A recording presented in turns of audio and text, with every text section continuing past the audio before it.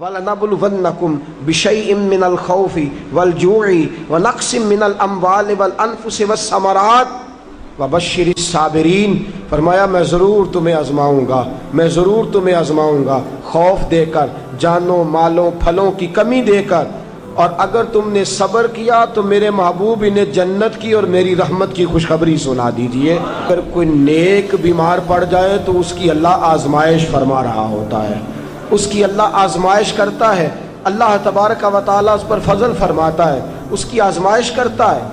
پھر ان مصیبتوں پر جو شخص صبر کرے، رب فرماتا ہے اگر میری رضا پہ راضی ہو گیا تو ان اللہ مع الصابرین، باقی نیکیوں پر میں ثواب دیتا ہوں، اور جو کوئی صبر کرتا ہے رب فرماتا ہے میں اس کا بن جایا کرتا ہوں، صبر کرنے والوں کے ساتھ ہو جاتا ہوں۔ اور جب اللہ آزمائش ڈالتا ہے نا تو جو کام سیدھے ہوتے ہیں وہ بھی الٹے ہونے شروع ہو جاتے ہیں۔ جب خدا کی طرف سے وَلَنَبْلُوَنَّكُمْ بِشَيْءٍ مِّنَ الْخَوْفِ وَالْجُوعِ وَنَقْصٍ مِّنَ الْأَمْوَالِ وَالْأَنفُسِ وَالثَّمَرَاتِ، جب اللہ کی طرف سے آزمائش آتی ہے، جب انسان پر اللہ کی طرف سے کوئی چیز نازل ہوتی ہے، آپ سونے کو ہاتھ رکھتے ہیں تو مٹی ہو جاتی ہے۔ آپ کسی طرف بھی، بہت سے دوست آ کے کہتے ہیں جی قدم آگے اٹھاتا ہوں جاتا پیچھے ہے، کیا کروں؟ تو میں اکثر عرض کرتا ہوں کہ تھوڑے دن قدم اٹھانا ہی چھوڑ دیں۔ کیا کریں؟ بیٹھ کے اللہ اللہ کریں، صبر کریں، دعا کریں۔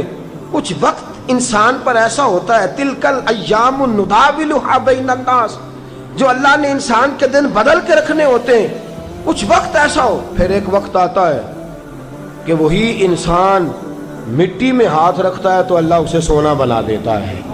رب آزمائش کرتا ہے، رب آزماتا ہے۔ جو لوگ مصیبتوں پر صبر کرتے ہیں، جو لوگ مصیبتوں پر صبر کرتے ہیں، سید عالم نور مجسم شفیع معظم صلی اللہ تعالی علیہ وسلم نے فرمایا، رب فرماتا ہے ایک بندہ اللہ کی بارگاہ میں کھڑا ہوا، قیامت کا دن ہے، فرشتے نامہ اعمال کھولنے لگے۔ اللہ نے فرمایا فرشتوں تمہیں پتہ ہے میں نے اسے دنیا میں بڑے دکھ دیے تھے، اس پر بڑی آزمائشیں آئی تھیں، اس نے زندگی بڑی تکلیف میں گزاری تھی، تمہیں خبر ہے؟ یا اللہ ہم جانتے ہیں، بڑا صابر ہے، بڑا صابر ہے، اس نے صبر کے ساتھ وقت گزارا، صبر کے ساتھ اپنے اوقات کو طے کیا۔ رب فرماتا ہے جو اتنا صبر کرے میں اس کا نامہ اعمال ٹٹولوں، اس کا نامہ اعمال کھولتے ہوئے مجھے شرم آ رہی ہے، سارا کچھ لپیٹ دو اور بغیر حساب کتاب اسے جنت میں داخل کر دو۔ یہ صبر کرنے والا ہے، یہ صبر کرنے والا ہے۔ بڑی خوبصورت حدیث، بڑی، بخاری شریف میں موجود ہے۔ بخاری شریف کی یہ حدیث ایسی ہے جسے میں جب بھی پڑھتا ہوں میں چوم لیتا ہوں۔ حدیث کیا ہے؟ رسول کریم صلی اللہ تعالی علیہ وسلم نے فرمایا، رب فرماتا ہے ایک بندہ ہے، اس کو میں نے آنکھیں نہیں دی، اس کو میں نے آنکھیں نہیں دی، اندھا ہے، پیدائشی اندھا ہے یا بعد میں کسی وجہ سے ہو گیا، اس کے پاس آنکھیں نہیں، لیکن اس نے زندگی بھر صبر کیا، اس نے زندگی بھر صبر کیا۔ صبح قیامت وہ کھڑا ہوا تو رب کریم نے فرشتوں سے فرمایا، فرشتوں اس کو میں نے آنکھیں نہیں دی، بیچارہ نہ بیٹی دیکھ سکا، نہ بیٹا، نہ باپ دیکھ سکا، نہ ماں، یہ کوئی دنیا کا نظارہ نہیں کر سکا، تم بتاؤ اس کا اجر کیا ہے؟ فرشتے کہتے ہیں مولا جنت کا اعلیٰ درجہ دے دے، اللہ اسے بے حساب بخش دے۔ تو رب فرماتے اس نے ساری زندگی بغیر آنکھوں کے صبر کیا ہے، اسے صرف جنت نہیں ملے گی بلکہ آج اسے اس کا رب اپنا دیدار بھی کرائے گا۔ فرمایا قیامت میں لوگ جنت کے نظارے کریں گے اور یہ اللہ کا دیدار کرے گا، اس کو رب کریم کے جلوے دکھائے جائیں گے، اس لیے کہ یہ صابر رہا۔ اور میرے اعلیٰ حضرت فاضل بریلوی رحمۃ اللہ علیہ فرماتے ہیں جو صابر ہوتا ہے نا، توجہ ہے آپ کی، میری بات کی سمجھ آ رہی ہے؟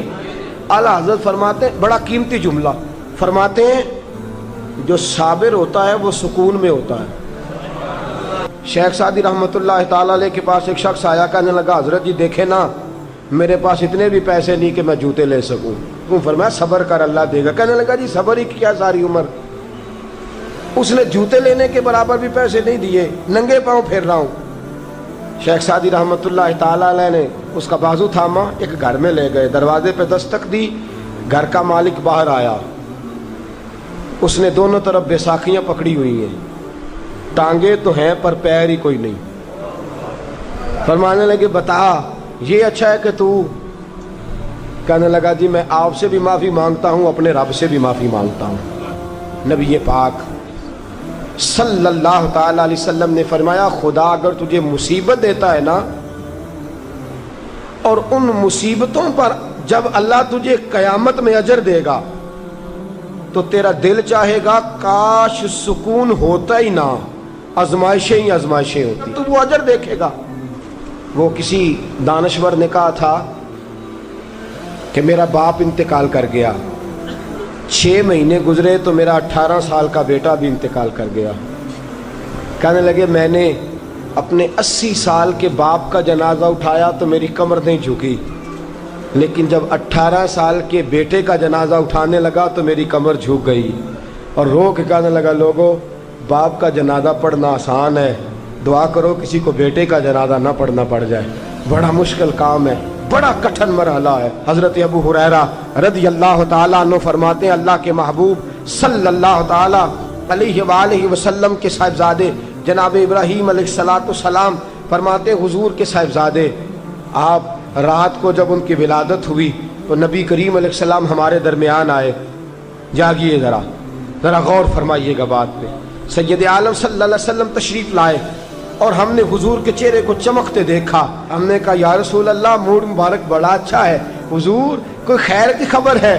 فرمایا مجھے مبارک دو، اللہ نے مجھے بیٹا عطا فرمایا ہے۔ فرماتے ہیں اگلے ہی دن، ایک روایت ہے کچھ عرصے کے بعد، ایک روایت ہے اگلے ہی دن ظہر کے بعد میرے محبوب نے پیار کرنے کے لیے بیٹا اٹھایا اور صاحبزادے کی سانسیں اکھڑنے لگی۔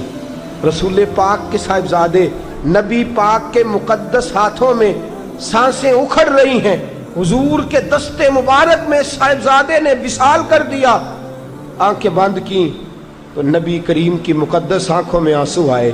رات خوشی تھی، رات حضور مبارکیں وصول کر رہے تھے، رات مسکرا رہے تھے، ایک ہی تو رات گزری ہے، 24 ہی تو گھنٹے ہوئے ہیں، آنکھوں میں آنسو بھر آئے ہیں۔ حضرت عبداللہ ابن عمر رضی اللہ تعالیٰ عنہ عرض کرتے ہیں یا رسول اللہ آپ رو رہے ہیں؟ حضور صاحبزادے کا انتقال ہوا تو رو رہے ہیں؟